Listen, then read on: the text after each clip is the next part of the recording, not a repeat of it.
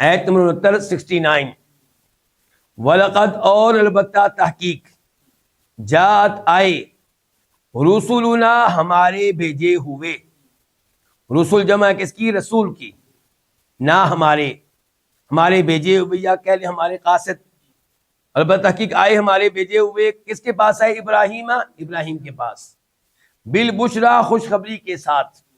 تو آپ کہہ سکتے ہیں البتہ تحقیق ہمارے بھیجے ہوئے ابراہیم کے پاس خوشخبری لے کر آئے۔ قالو انہوں نے کہا، کنہوں نے؟ ان بھیجے ہوئے نے، سلام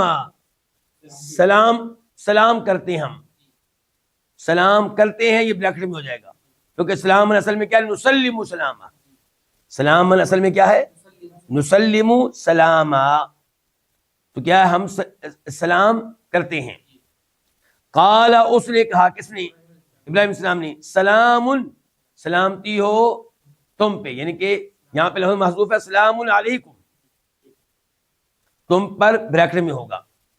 فما پس نہیں، ما نافیہ، پس نہیں، لبث وہ ٹھہرا نہیں، اس نے دیر کی، کس نے؟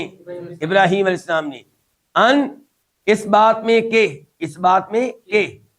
کیونکہ یہاں پہ فی مقدر ہے، فما لبث فی، بس اس نے تاخیر نہیں کی، اس نے دیر نہیں کی اس بات میں کہ ان یہ کہ جا وہ لے آیا، جا کے بعد با آئی نا، با نہ ہوتی منع ہوتا جا وہ آیا، اب جا با تو لایا، وہ لے آیا عجل ایک بچڑا، حنیدن بنا ہوا۔ اللہ رب العزت نے اس آیت میں تذکرہ کیا کہ ابراہیم علیہ السلام کے پاس ہمارے بھیجے ہوئے پہنچے، مراد کون ہے؟ فرشتے۔ کیا لے کر پہنچے؟ خوشخبری کس چیز کی؟ کہ اللہ تعالیٰ آپ کو ایک اور بیٹا دینے والا ہے۔ اس سے پہلے پیدا ہو چکے تھے کون؟ اسماعیل علیہ السلام۔ اب خوشخبری آئی ہے کہ اللہ تعالیٰ آپ کو اسحاق دینے والا ہے، اور اسحاق کے بعد یعقوب بھی ملے گا، یعنی کہ اسحاق بیٹا ہوگا، یعقوب پوتا ہوگا۔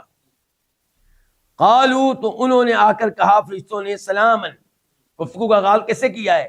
سلام سے۔ تو مجھے اور آپ کو نصیحت لینی چاہیے۔ اللہ نے واقعات اس لیے بیان کیے تاکہ ہم یہاں سے نصیحت لیں کہ کسی کے پاس جائیں پہلے سلام کہیں۔ اللہ کے نبی علیہ السلام جب مدینہ آئے تھے، عبداللہ بن سلام کہتے ہیں، صحابی یہودی جو پہلے تھے، کہ میں بھی آپ کو دیکھنے کے لیے پہنچا، آپ کا چہرہ دیکھ کر پہچان گیا کہ یہ چہرہ جھوٹے آدمی کا چہرہ نہیں ہے۔ جب گفتگو آپ نے شروع کی تو پہلا لفظ کیا تھا؟ افشوا السلام، لوگوں سلام کو عام کرو، اٹھتے بیٹھتے سلام کو، ادھر جا رہے ہیں سلام، اس کمرے میں جا رہے ہیں سلام، اس دوست کے پاس سلام، دوبارہ ملاقات کی اسے سلام، بار بار سلام کہیں۔ قال السلام، فرشتوں میں ابراہیم علیہ السلام نے سلام کا جواب دیا۔ فما لبثا، اچھا سلام کے بعد دوسرا سبق ہمیں اس آیت سے کیا ملا؟ کہ ابراہیم علیہ السلام جلدی سے بھنا ہوا بچڑا لے آئے۔ اس سے ایک تو پتہ چلا کہ ابراہیم علیہ السلام مالی طور پہ اتنے کمزور نہیں تھے، بچڑا بھنا ہوا فوراً پیش کر دینا کوئی معمولی بات نہیں ہے۔ دوسری نمبر پہ پتہ چلا کہ مہمانوں کی ضیافت کرنے والے تھے، اور انہوں نے یہ نہیں پوچھا ہاں جی ٹھنڈا پیئیں گے کہ گرم پیئیں گے، ہماری طرح فوراً کیا لے آئے؟ بچڑا۔ اگر پوچھتے ان سے تو وہ کہتے بھی ہم نے کچھ نہیں کھانا۔ اور اس ایسے پتہ چلا کہ ابراہیم علیہ السلام نبی تھے، اللہ نے یقیناً ان کو کئی غیبی باتیں بتائی تھیں، لیکن غیب کا ٹوٹل علم نہیں دیا، عالم الغیب نہیں تھے، فرشتوں کو پہچان نہیں سکے کہ فرشتے ہیں، کیونکہ انسانی شکل میں آئے تھے۔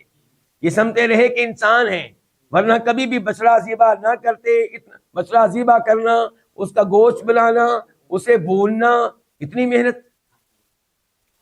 اسی لیے کی کہ عالم الغیب نہیں تھے۔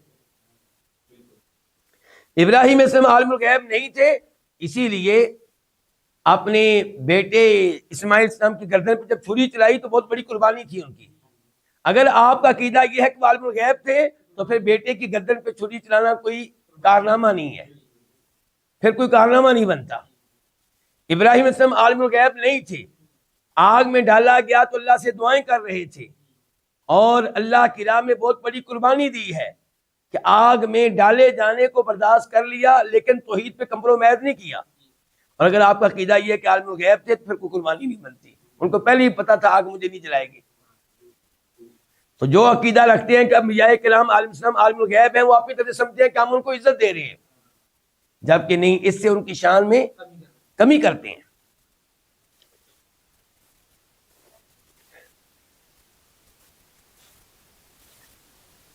ہمارے نبی علیہ الصلوۃ والسلام کے بھی اچھے اوصاف میں سے ایک خوبی کیا تھی؟ سیدہ خدیجہ نے کیا کہا تھا؟